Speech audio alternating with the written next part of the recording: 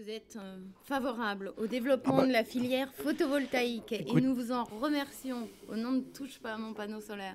Pour autant, elle est extrêmement malmenée au sein de la commission Charpin et à la suite du décret de moratoire édicté par l'État. Que pensez-vous de cette situation ? Écoutez, je crois que ce moratoire, on peut en dire plusieurs choses. Je crois que, compte tenu de ce qui se passait, c'est une bonne chose, je le dis, et que l'on ait pris le temps de faire le point pour repartir sur de bonnes bases. Quand on voit qu'en 2010, le dispositif a été modifié par 4 fois, on ne peut pas créer une filière industrielle sur des bases qui ne soient pas solides, qui ne soient pas pérennes. Cela étant, il faut effectivement que maintenant, cette mission Charpin permette de faire un point sur l'ensemble des enjeux et notamment qu'elle puisse approfondir les choses sur la filière industrielle, car je crois qu'aujourd'hui, nous ne prenons pas conscience que la filière industrielle existe en France, que c'est une réalité, que depuis 6 ans, il s'est fait un travail extraordinaire au niveau de la recherche, du développement, de l'implication des industriels à tous les niveaux, et que la France, qui était leader il y a 20 ans, a la capacité de redevenir un acteur de premier plan. Encore faut-il que la filière industrielle soit aidée, accompagnée, confortée. Et je crois que c'est un des enjeux des conclusions du rapport Charpin. Si nous ne donnons pas un cadre suffisamment solide, nous aurons mis à mal la filière industrielle. Je crois que c'est un des défis de ce rapport. Oui, il y a une filière industrielle qui s'adosse sur une recherche très riche, très diversifiée en France. Et il y a aussi une filière de services. Donc on a 25 000 emplois aujourd'hui dans la filière du solaire photovoltaïque. Donc quand j'entends parfois dire, et notamment lire dans le rapport Charpin, qu'il n'y a pas de filière du solaire photovoltaïque, 25 000 emplois, si ce n'est pas une filière, qu'est-ce que c'est ?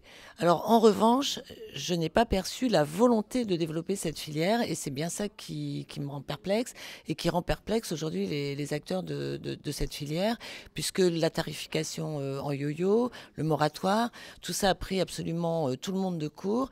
Ça a donné une impression déplorable à l'ensemble des clients et c'est très mauvais pour le développement économique et la création d'emplois. Donc aujourd'hui, il y a à peu près la moitié de ces emplois qui sont en danger, puisque la structure du marché, ce sont beaucoup de PMI-PME et que malheureusement les grands opérateurs français ne sont pas suffisamment engagés, à l'exception d'EDF-EN, mais ça n'implique pas l'ensemble de l'entreprise EDF, ça n'implique pas ERDF.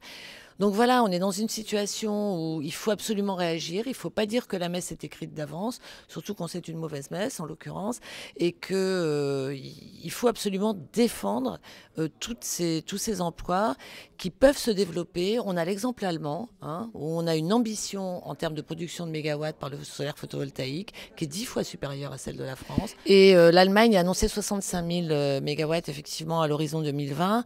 Nous, on en est à 5 000 péniblement dans le meilleur des cas. Donc il faut absolument qu'on augmente, qu'on passe à 15 000 mégawatts au moins, parce que sinon les investisseurs ne viendront pas et c'est une filière qui va péricliter. Elle existe bel et bien.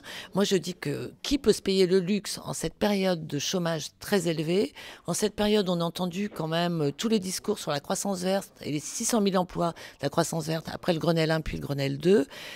Ça n'était pas que des incantations, j'espère. Qui peut se payer, s'offrir le luxe de supprimer des emplois dans les PMI, PME aujourd'hui, alors que ce sont là que se créent les emplois? On a une opportunité formidable. Essayons de transformer ce moratoire qui a été un sale coup et un très mauvais signal. Essayons de le transformer en opportunité à saisir à nouveau pour relancer le solaire photovoltaïque en France. Sur ce sujet-là, nous sommes très clairs.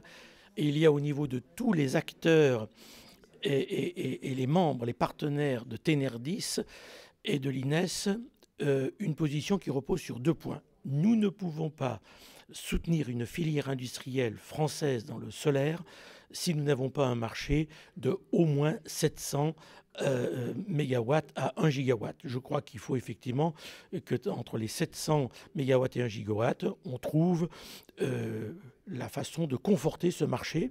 La deuxième chose, c'est de trouver un dispositif qui n'a rien d'original. C'est ce qu'on appelle le dispositif Corridor, qui est avancé par Leclerc, sur lequel Espul a fait un travail considérable et qui n'est rien d'autre que le dispositif allemand. Et je crois qu'il faut effectivement que l'on ait une base de marché suffisante et un encadrement qui n'est rien d'autre que ce qui a été mis en place avec succès chez les Allemands et que nous pouvons mettre en place très simplement. Et pour les appels d'offres qui recueillent une vision à peu près unanime d'opposition de la part des industriels, qu'en pensez-vous ? Si vous voulez, d'abord, si on a un marché qui repose sur ces bases, je crois très simplement que les appels d'offres peuvent trouver leur place. Alors après, quand on parle des appels d'offres, il s'agit également de savoir à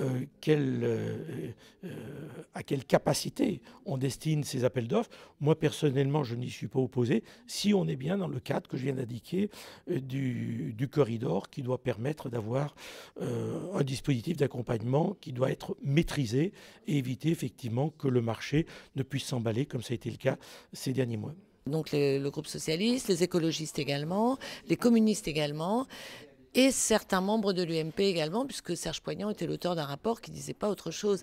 Bon, maintenant, il faut convaincre une majorité UMP, et puis il faut que les ministres prennent toutes leurs responsabilités. Je crois que derrière Jean-Michel Charpin, maintenant, il faut qu'on voie les ministres, et il faut que l'Assemblée, le Sénat et l'Assemblée nationale se saisissent de ce débat. Vous voyez qu'avec Jean-Pierre Vial, qui est UMP, moi je suis socialiste, on est exactement sur la même longueur d'onde, parce qu'on est sur le terrain, on a un point de vue pragmatique. Emploi, terrain, filière et recherche à valoriser. Voilà, je crois qu'il faut revenir, il ne faut pas avoir des points de vue technocrates, il ne faut pas avoir des points de vue qui soient uniquement à l'aune de la technocratie parfois européenne ou de l'OMC, il faut avoir des points de vue pragmatiques de développeurs. Les politiques ne sont pas présents dans la commission Charpin, mis à part quelques députés, sénateurs. Les ministres sont absents. Qu'en pensez-vous ?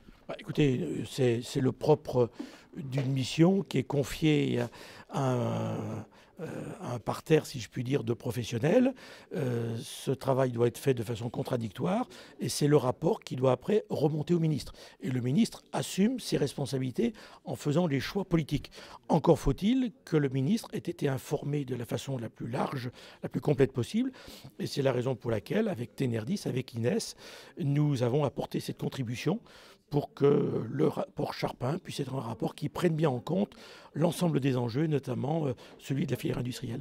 Absolument. D'ailleurs, moi je ne pourrais pas être là le 28 janvier, mais lorsqu'on a vu l'audition des grands opérateurs à l'Assemblée, on s'était déjà étonné de l'absence des ministres. Il y avait les présidents de commission, donc Serge Poignant et puis le député maire d'Orléans, Serge Trouard, mais il n'y avait pas les ministres. Et déjà, notre groupe avait protesté contre le fait qu'il n'y ait pas, que les ministres ne soient pas présents. C'est quand même l'État là, qui, avec son effet yo-yo, son moratoire brutal, a déstabilisé. C'est aussi à l'État de prendre ses responsabilités et au Parlement d'en discuter. On est en démocratie.